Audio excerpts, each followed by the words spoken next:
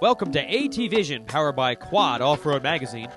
Today's Motosode brought to you by Motorworks.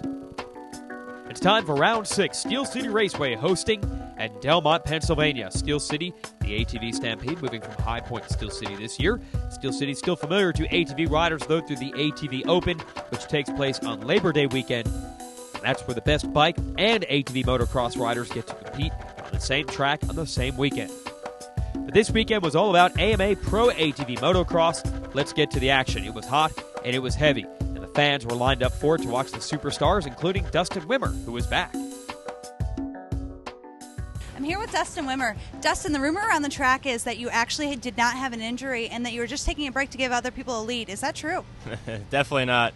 I had a shoulder injury about 3 weeks ago, and just trying to recover and try to get as many points as I can here. How are you feeling out on the track? Feel a lot better than I thought I would. Just try to go out there and just try to get some points. So how is your recovery coming along? It's coming good. I should be 100% by Unadilla and feeling pretty good. Just try to get back some training, some cardio, and should be doing good. Wimmer sure hopes it'll be good because he's 11 points behind Joe Bird in the series standings. A lot of riders fired up for Moto number 1 because with Wimmer on the mend, the door was open for some fresh blood at the front of the pack. So everyone was fired up for this one, and when the gate dropped, indeed a new name rose to the front of the pack. But it was actually an old name in a way. The Bumblebee Harold Goodman grabbed the $250 MotorcycleUSA.com Whole Shot Award.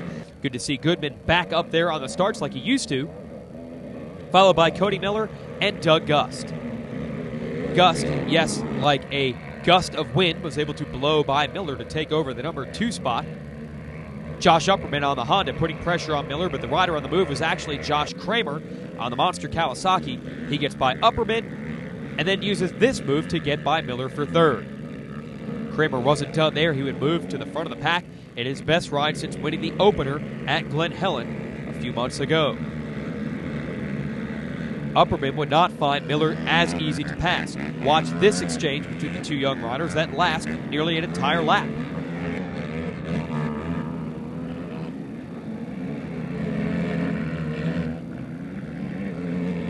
Every time it looked like Upperman had an upper hand on Miller, such as he did over the pair of uphill doubles here at Steel City, Miller would control an inside line and hold the position again.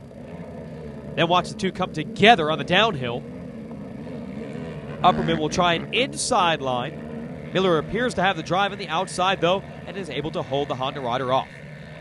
Meanwhile, Kramer would charge all the way to the number 1 spot, leaving Goodman and Gust to battle for 2nd. They were not alone.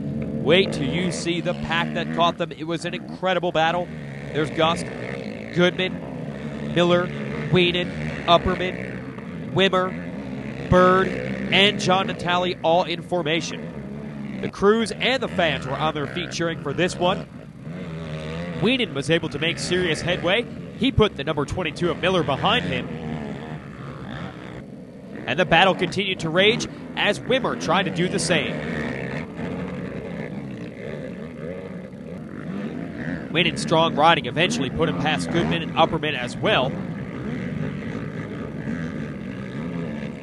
Then the battle was on between Gust and Wienen down the stretch. The huge jumps of Steel City laying a perfect foundation for a great battle between the two former Suzuki teammates. Eventually, wide open Wienen was able to take that 2nd place spot away from Gust, making it a Kawasaki 1-2 out front. But Bird wasn't done. He put on a strong charge late in the race. He would eventually get to his old championship rival Gust as well.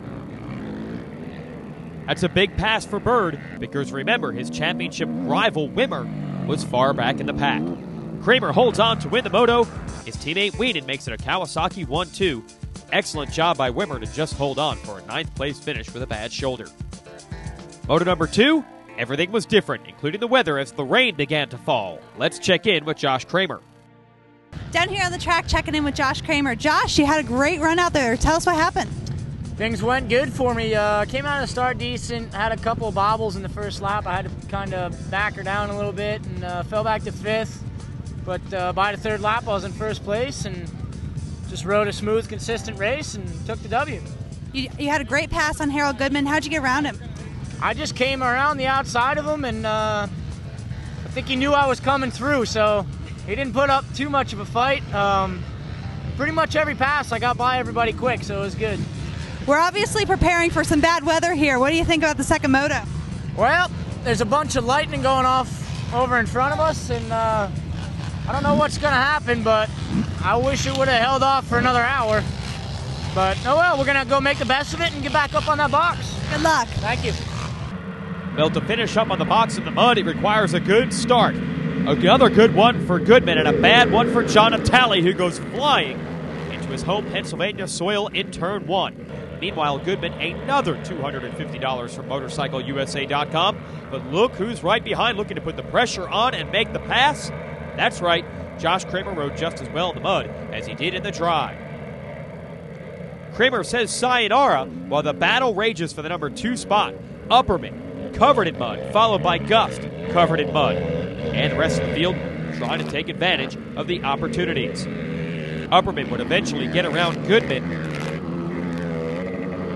as the rest of the field followed suit in the mud.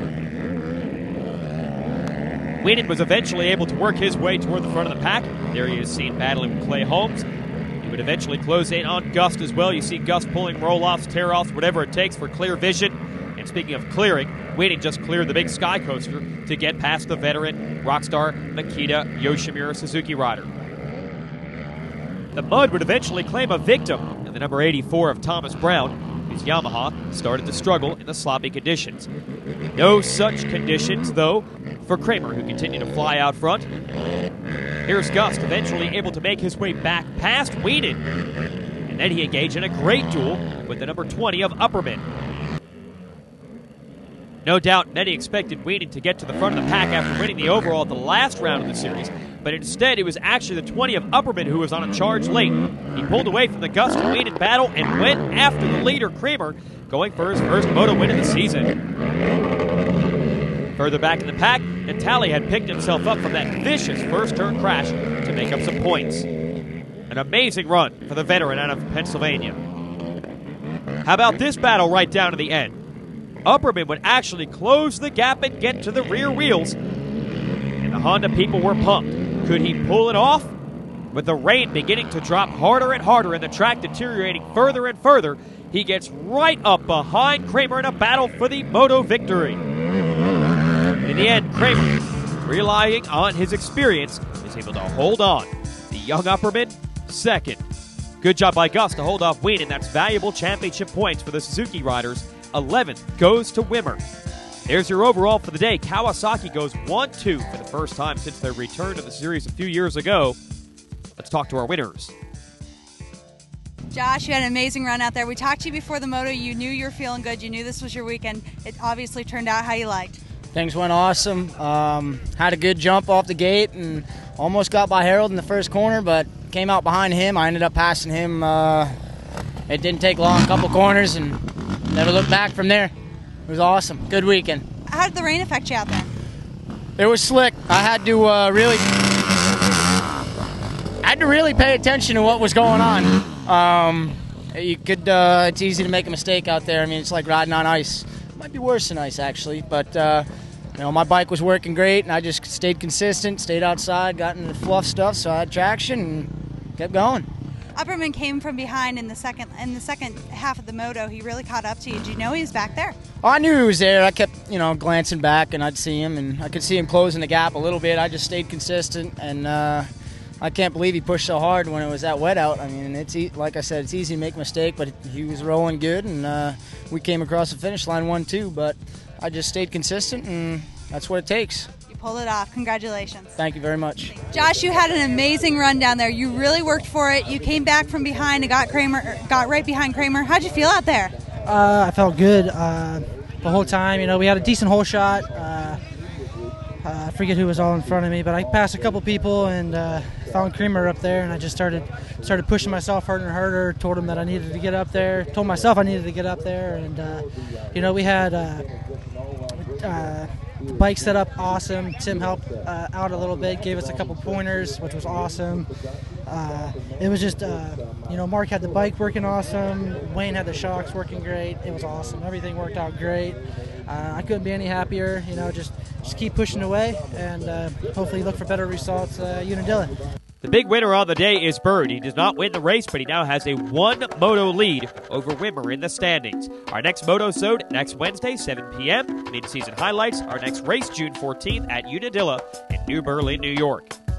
All this action, of course, brought to you by MotoWorks. Thanks for watching. For Krista Watson, I'm Jason Wygant. We'll catch you next week on ATVision, powered by Quad.